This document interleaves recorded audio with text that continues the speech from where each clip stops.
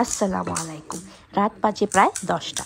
এই মধ্যরাতেই হঠাৎ করে চটপটি আর ফুচকা খেলে বন্ধ হয় না, তাই কোনো কথা না ভেবেই চলে গেলাম স্ট্রিট ফুডের মতো চটপটি আর ফুচকা বানাতে। তো এখানে আমি নিয়ে নিলাম হাফ কেজি পরিমাণ বুট। এগুলোকে কাবুলি বুট বলা হয়ে থাকে। এখানে আমি 2 কাপ পরিমাণ নিলাম। আর এগুলোকে আগের দিন ভিজিয়ে রাখলে বেশ ভালো হয়, তবে আমার হাতে সময় ছিল না, সেজন্য আমি ইনস্ট্যান্ট বানিয়ে নিচ্ছি। আর এখানে দিয়ে দিচ্ছি বেশ কয়েক কাপ পরিমাণ পানি। পানি আপনারা পরিমাণ মতো দেবেন। এখানে আমি প্রায় 8 কাপের মতো দিয়েছিলাম। আর দিয়ে দিচ্ছি 1 চা চামচ রসুন বাটা আর হাফ চা চামচ আদা বাটা। দিয়ে দিলাম 1 চা চামচ পরিমাণ হলুদ। এখানে দেখতে পাচ্ছেন আমার হাতে একটা প্যাকেট আছে, এটা তেঁতুলের প্যাকেট। এটি ফ্রিজারেই ছিল, তো এখান থেকে আমি প্রায় 3 থেকে 4টি ছড়া নিয়ে নিলাম। আর দিয়ে দিলাম কিছুটা পরিমাণ গরম পানি। এখানে আমি আরও গরম পানি দেব। গরম পানি দিয়ে আমি 10 মিনিট ভেজিয়ে রাখবো। আমি চামচ দিয়ে ডুবিয়ে দিচ্ছি যাতে তেঁতুলগুলো একদম সফট হয়ে যায়। এখন আমি চটপটির ঢাকনা খুলে দিয়ে দেব পেঁয়াজ বাটা। এখানে আমি 1 টেবিল চা চামচ পরিমাণ পেঁয়াজ বাটা দিয়ে দিলাম। আর এদিকে দেখতে পাচ্ছেন আমি 3টি ডিম এবং 3টি বড় সাইজের আলু সিদ্ধ করে রেখেছি। আর এখানে আমার হাতে একটি গিফট হ্যাম্পার দেখতে পাচ্ছেন। এটা হচ্ছে ওই যে আমার নাতি নাতিরা এনেছিল আমার জন্যে। আজকে এখান থেকে চটপটির প্যাকেটের মশলা নিয়ে চটপটিটা বানিয়ে দেখাবো। এখানে প্রায় 3 রকমের প্যাকেট ছিল। এটা ছিল চটপটির মশলা, এটা ছিল ক্রিমি ক্যারামেল, আর ওইটা ছিল হালিম। ইনশাআল্লাহ আমি অতি শীঘ্রই আপনাদেরকে হালিমের রেসিপিটিও বানিয়ে দেখাবো। এখন আমি ঢাকনা খুলে দিয়ে দিব চটপটির মশলা। আমি চটপটির মশলা থেকে প্রায় হাফ প্যাকেট দিয়ে দিব, কারণ এখানে আমি হাফ কেজি পরিমাণ চটপটি করছি, তো আমি হাফ প্যাকেট দিয়ে দিব। আর যদি 1 কেজি করতাম তাহলে পুরো প্যাকেটটাই দিয়ে দিতাম। এখন আমি চটপটিগুলোকে মশলার সাথে মিশিয়ে নিচ্ছি। আর ওই যে আমি ভিজিয়ে রেখেছিলাম, এখন আমি তেঁতুলটাকে কচলে নেব।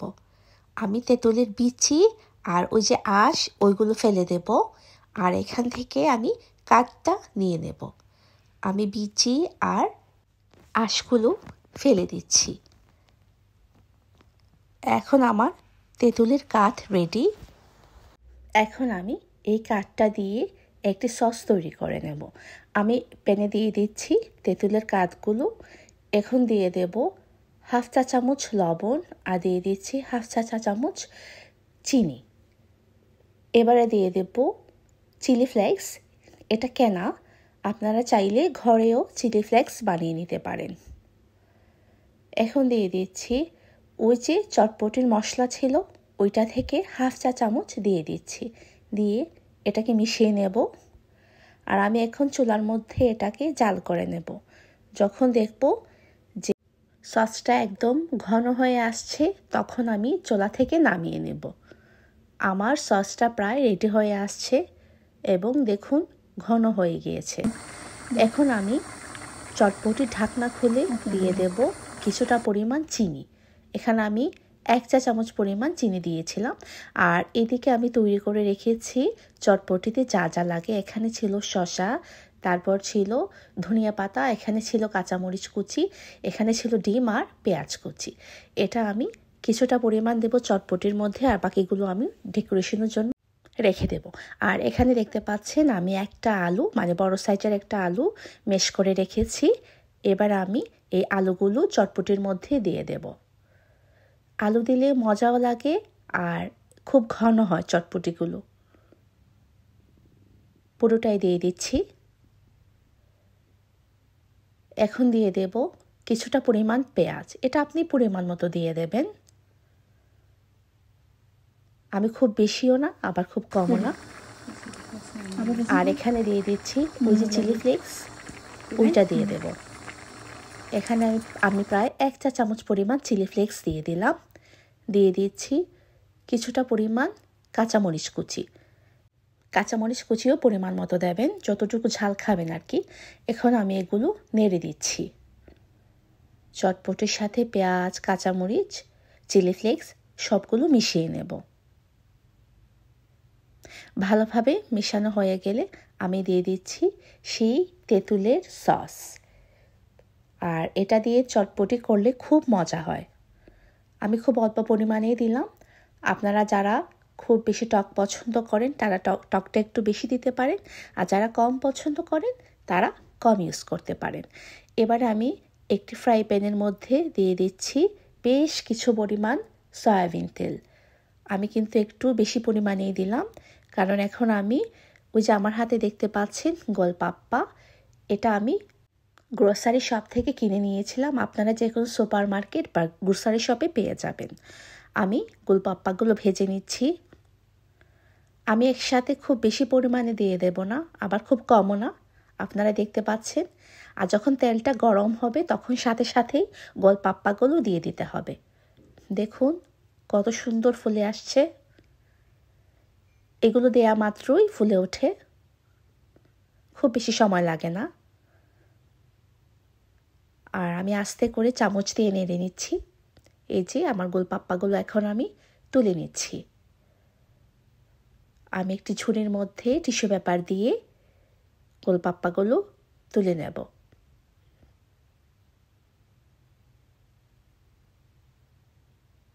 দেখুন কত সুন্দর দেখাচ্ছে। আমি আস্তে আস্তে সবগুলো তেল থেকে তুলে নিচ্ছি। হয়ে গেল আমার খুবই সুন্দর এবং ফুলকু ফুলকু ফুচকা বা গোলপাপ্পা। আর এদিকে ফুচকা তৈরি করার জন্য আমি বাকি যে 2টা আলু ছিল এগুলো মেশ করে নিচ্ছি।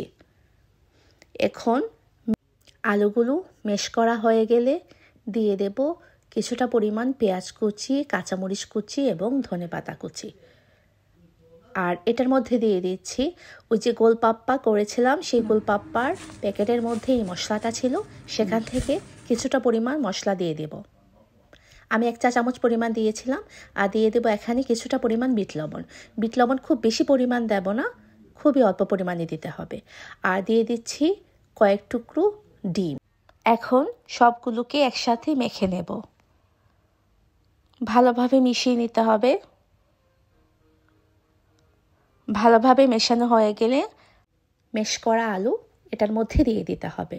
এখন আমি এগুলোকেও ভালো করে মিশিয়ে নিচ্ছি। ভালো করে মিশিয়ে নিতে হবে যাতে সবগুলো একসাথে মেখে যায়। আমার মেশানো প্রায় হয়ে গিয়েছে। এখন আমি ফুচকার সাথে খাওয়ার জন্য আরেকটি সস তৈরি করে নেব। এখানে আমি নিয়ে নিয়েছি কিছুটা পরিমাণ তেঁতুলের মাড়। আমি তেঁতুলকে গুলে রেখেছিলাম। দিয়ে দিচ্ছি গোলপাপ্পার প্যাকেটের ভেতর আরেকটা প্যাকেট ছিল, ওইখান থেকে কিছুটা মশলা দিয়ে দিচ্ছি। এখানে আমি প্রায় 2 টেবিল চা চামচ দিয়ে দিলাম। দিয়ে দেব চিলি ফ্লেক্স। আর আমার হাতে দেখতে পাচ্ছেন গোলসিপ লেখা একটি বোতল আছে, এটা তেঁতুলের পানি। এটা আমার ঘরে ছিল তাই আমি ইউজ করছি। আপনারা যে কোনো ধরনের তেঁতুলের পানি ইউজ করতে পারেন। তো আমি এখানে বেশ কিছু পরিমাণ তেঁতুলের পানি দিয়ে দিলাম। এখন একটা চামচ দিয়ে মিশিয়ে নেব। এবার আমি চলে গেলাম ফুচকা তৈরি করার জন্য। আপনারা দেখতে পাচ্ছেন আমি একটি ফুচকা হাতে নিয়ে নিয়েছি। আর দেখুন আমি কিভাবে এটার মধ্যে পুরগুলো ভরছি। এগুলো খুব জোরে প্রেস করবেন না, কারণ জোরে যদি আপনি প্রেস করেন দেখা যাবে কি ফুচকাগুলো একদম ভেঙে যাবে, আর এর ভিতর আপনি আলুর পুরগুলো ভরতেও পারবেন না। তো আস্তে আস্তে আমি একে একে সবগুলো ফুচকা তৈরি করে নিচ্ছি। প্রথমেই হাত দিয়ে খুব আলতোভাবে প্রেস করতে হবে, তারপর এর ভিতর আলুর পুরগুলো দিয়ে দিতে হবে। আমার সবগুলো ফুচকা প্রায় রেডি হয়ে গিয়েছে। আমি এখন এর উপরে ডিম ক্রাশ করে নেব।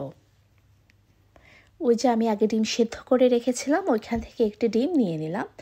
আর আমার হাতে দেখতে পাচ্ছেন একটি চিজ গ্রেটার, আমি এটা দিয়ে ক্রাশ করে নিচ্ছি। আপনারা যে কোনো ধরনের গ্রেটার দিয়ে ডিমগুলো দিয়ে দিতে পারেন। ডিমটা দেওয়ার কারণে দেখতে খুব সুন্দর লাগবে আর মনে হবে যে স্ট্রিট ফুডের ফুচকা। আমার ডিম ক্রাশ করা শেষ। দেখুন, দেখতে কত সুন্দর দেখাচ্ছে। মনে হচ্ছে না এটা স্ট্রিট ফুডের ফুচকা? আপনারাও ঠিক একইভাবে আমার মতো বাসায় ট্রাই করে দেখতে পারেন। এখন আমি একটি ফুচকা খেয়ে আপনাদেরকে দেখাচ্ছি। আমি ছোট্ট একটি বাটিতে একটি ফুচকা নিয়ে নিলাম। এবারে দিয়ে দেব তেঁতুলের পানি। আর এটা খেতে কী যে মজা হয়েছিল, কি বলবো, খুবই ক্রিস্পি ছিল। আর এখন আমি চলে যাব চটপটি ডেকোরেশন করার জন্য। এখানে আমি চটপটিগুলো একটা সার্ভিং ডিশে তুলে নিয়েছিলাম। এবারে দিয়ে দেব কিছুটা পরিমাণ পেঁয়াজ কুচি, দিয়ে দিলাম কাঁচামরিচ কুচি, এখন দিয়ে দিচ্ছি কিছুটা পরিমাণ শসা কুচি। এটা আপনাদের পরিমাণ মতো দেবেন, মানে আপনারা যতটুকু পছন্দ করেন আর কি।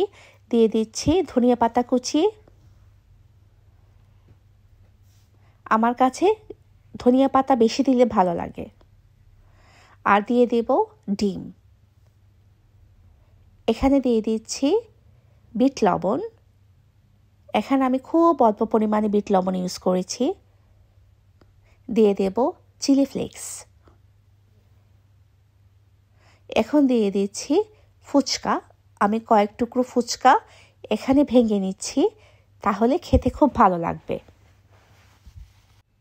আর ফুচকা না থাকলে আপনারা নিমকি দিয়েও করতে পারেন। ফুচকার পরিবর্তে আপনারা নিমকি ইউজ করতে পারবেন। এটা দিয়ে খেতেও অনেক ভালো লাগে। এখন আমি একটি বাটির মধ্যে নিয়ে নিচ্ছি গরম গরম চটপটি, খুবই সুস্বাদু। দেখুন, চটপটিগুলো দেখতে যেমন লোভনীয় মনে হচ্ছিল, খেতেও হয়েছিল দুর্দান্ত। আপনারা চাইলে বাসায় ট্রাই করে দেখতে পারেন আমার মতো স্ট্রিট ফুডের চটপটি এবং ফুচকা।